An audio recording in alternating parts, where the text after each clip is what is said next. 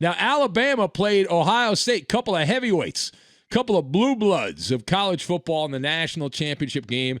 They had about 14,000 socially distanced fans in Miami. I don't know if you saw the game or not. If you watched it, I was engaged. I was sitting back enjoying the game, and it was not much of a game. It was not. Now, early on, Ohio State was able to score some points, and they kept within striking distance. But as the game progressed, it was blowout city. Alabama winning their 18th national championship as a school, as a franchise. They beat Ohio State and beat them bigly. Nick Saban, he's been at Alabama a while now. That's his 6th title at Alabama, 7th overall. And the Heisman Trophy winner, Devontae Smith, who has NFL scouts drooling about his future success in their league, 12 catches, 215 yards, and not 1, not 2, but 3 touchdowns. And he left the game in the third quarter. The guy left the game in the third quarter, this Devontae Smith, because of a hand injury. Didn't need to even play the end of the game. It did not matter. A domination situation. So now, and I've been doing this a while in sports radio, and anytime a team wins and has a dominant season, Alabama obviously did all that, perfect season, and they crown themselves the national champion. So all of this hyperbole comes out, and there's a lot of it. Mac Jones, keeping up with the Joneses, the quarterback, more on him in a minute. Mac Jones says Alabama, the best team to ever play after they won the championship. Even Nick Saban entered into the conversation. He was into the chat. Nick Saban called this Alabama team, the ultimate team as they win the college football championship. And there's others as well, but we're going to focus on those two. So we asked the question, was this Alabama team of 2020 into 2021 the greatest of them all? What were they the greatest of them all? And I'm going to go thumbs down, not thumbs up. I'm going thumbs down on this just to prove I'm not making it up. Listen to Nick Saban here, waxing poetic about his Alabama team. Well, to me, this is the ultimate team. All these guys bought into everything they needed to do to be the best players that they could be. There's more togetherness on this team than almost any team that we've ever had. And they had to overcome and persevere so much adversity through this season, and they've done it magnificently. And I'm so proud of this group for what they've been able to accomplish and going undefeated and winning the national championship. All right, the crowd goes wild. So I've got the Mona Lisa, dunce cap, and the side hustle. And we will tie all of these things together. Now, I am just not prepared to say this is the greatest team in Alabama history. I'm not. And there's several reasons for that. But the main one is I do not like to be a prisoner of the moment. Right? And this always happens. I'd be better at this whole sports talk radio thing, if I was fully invested. Now, I have been called Captain Knee-Jerk, but on this one, I'm not going to be a prisoner of the moment. And these type of things have to breathe. Now, I realize that in the moment, everything's bigger and greater and all that stuff. And here's the other takeaway from listening to Nick Saban. It reminds me of the legendary college basketball coach, Roy Williams. Nick Saban, all these old school coaches do the same thing. Every team they coach, they love. Every team they coach, right after season, I love these guys. Oh, I wish I could coach these guys forever. Every single team. Now, that said, Alabama was really impressive. They bulldozed the Buckeyes. This was like the varsity versus the junior varsity. Very rarely do you see Ohio State in the modern era play like that. And I was flashing back to our caller from Dayton, Dick in Dayton, who calls up the show, and he loves Ohio State, and even he said Alabama was going to crush them, and he was right. But Ohio State was unable to neutralize the playmakers, and it made Mac Jones look like Patrick Mahomes chucking the football around the field. 464 yards and 5 touchdowns. Are you bleeping kidding me? And he was limping around. That's like pouring salt on top of the Buckeyes' wound. In addition, this Devontae Smith, my God, put him on the Rams right now. I like the Rams. Put him on the Rams. How about with the Patriots? Any of those teams. My God, this guy's amazing. And Najee Harris was great as well. He had 3 touchdowns. Who? It was fantastic. An overpowering force. But the greatest of all time? No, you can be extraordinary, but you don't have to be the greatest of all time. Now, keep in mind that Mac Jones, here's the thing about this. So I got curious. I see Mac Jones play like this. I know he's had some good numbers this year, and Alabama's obviously been a dominant team, and they've been just taking people's lunch money pretty much every game. So I was like, is this Mac Jones guy? Does he have a chance at the NFL? So I looked up some of the draft profiles on Mac Jones, and he is not projected as an NFL player. He's a backup game manager type. The early scouting report is he just is not going to translate to the NFL. So he's a dominant one-hit wonder, one-year wonder after sitting behind Jalen Hurts and Tua Tagovailoa. But it was a mismatch on paper, and it played out that way. And so I remember a couple years ago when Nick Saban was having some issues with Clemson. I guess it wasn't even a couple years ago. And reports of his demise were greatly exaggerated, shall we say. So now you look at the Saban scoreboard. 7 national titles, 6 at Bama in 14 years.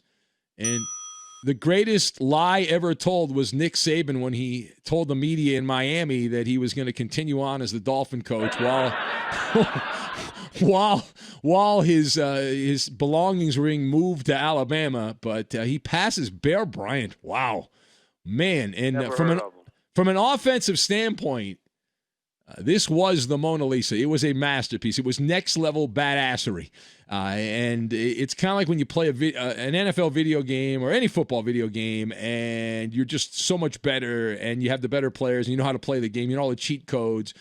And whether this is the greatest Alabama team of all time or not, we can certainly agree on this, that Nick Saban is the greatest pandemic coach in our lives in college football history. And Bama continues to be a pro football clearinghouse. While I was looking up Mac Jones and his NFL future, while he doesn't have much of an NFL future, Alabama's roster, they say around a dozen players, about a dozen players are expected to be picked in the first 2 rounds of the 2021, I imagine, virtual NFL draft. 6 in the first, 6 in the second, some combination of that. Now, part B of this, while some are saying the national title for Alabama is more impressive because of the COVID story, I also put that in the hyperbole category. It was different. Different does not mean better, right? Different does not mean better. It was not a level playing field. And I would argue the point that of all the major sports leagues in America, college football botched this most, right? I mean, you look around, and we can take pot shots at baseball because they had their issues, and the NBA had to go to a bubble. But college football, they get to wear the dunce cap as a whole. Now, not everybody, right? If fiasco and debacle had a baby, it would be the 2020 college football season. I'm really pointing my finger. You can't see me, but I'm pointing my finger at the Big Ten and the Pac-12, emasculating. And then to compound things, the Big Ten moved the finish line in the middle of the race. Now, I know why they did it, and if I was running the Big Ten, I would have done it too. But if I'm an Indiana Hoosiers fan, I'm like, screw you. But they had to catapult the Buckeyes into the money games. And they did that, and Ohio State didn't win the championship, but they certainly won the money. And I'm not sure if you believe in karma, but it's nice that the SEC had a champion. Of course, they usually seem to have a champion. It's either, well, lately it's been Clemson or some SEC team. Last year, of course, LSU. But Bama was standing at the starting gate, and they were like, we're ready to go. While Big Ten schools like Nebraska had to hire lawyers and try to figure things out. So they obviously value football. We know this. It's not breaking news here below the Mason-Dixon line, more so than in other places. But the Big Ten, it's nice that they're not rewarded with a championship because the way that conference operated was a joke. All right, now the last word here.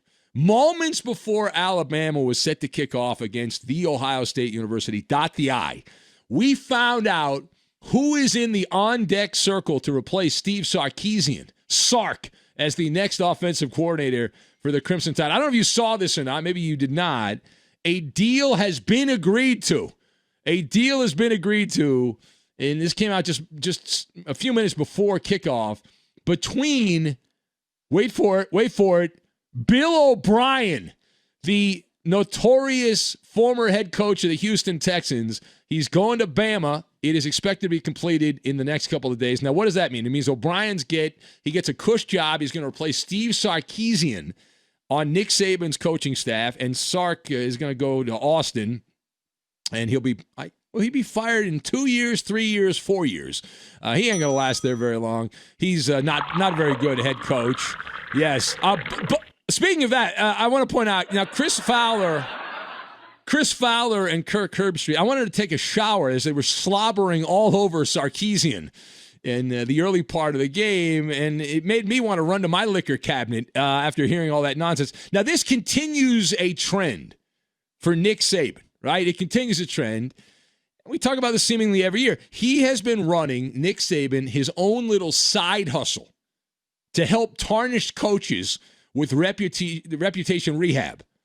It's his Michigas is what it is. Forget those luxury rehab facilities. You know, we do the show from L.A., and he's got these big facilities in Malibu with all that. If you're a coach who's on the hard scrabble streets of the coaching world, you're down on your luck, where do you go? You don't go to Malibu. No. You go to Tuscaloosa is what you do. You don't go to the Betty Ford Clinic. You go to the Nick Saban Clinic is what you do. And O'Brien is in line now, in a line that includes Lane Kiffin, who's now the head coach in Mississippi, and you've got Steve Sarkisian at Texas. And I guarantee you that Bill O'Brien will be getting a head coaching job at a major institution within the next 3 years. It's pretty easy to coach offense when you're at Alabama, and it's the haves versus the have-nots in pretty much every game. It's the grown-ups versus the children. Nick Saban also, he's 69 years old. At some point, he's going to have to step aside, although I think he's part cyborg at this point. And I know he dyes his hair. He's got all that going on. Good for him. He still got hair. I wish I had that. I will believe that Nick Saban stops coaching at Alabama when I see Alabama name somebody else as coach. And it's just amazing because I remember when I was doing network college football studio stuff years ago, and that was in the dark period for Alabama football. And it was a bad point in Alabama history because I think it was it Mike DeBose was the coach, I believe, and Shula's kid was there in that time. But we got Alabama games a lot, which means they weren't very good if we got them. They were not very good.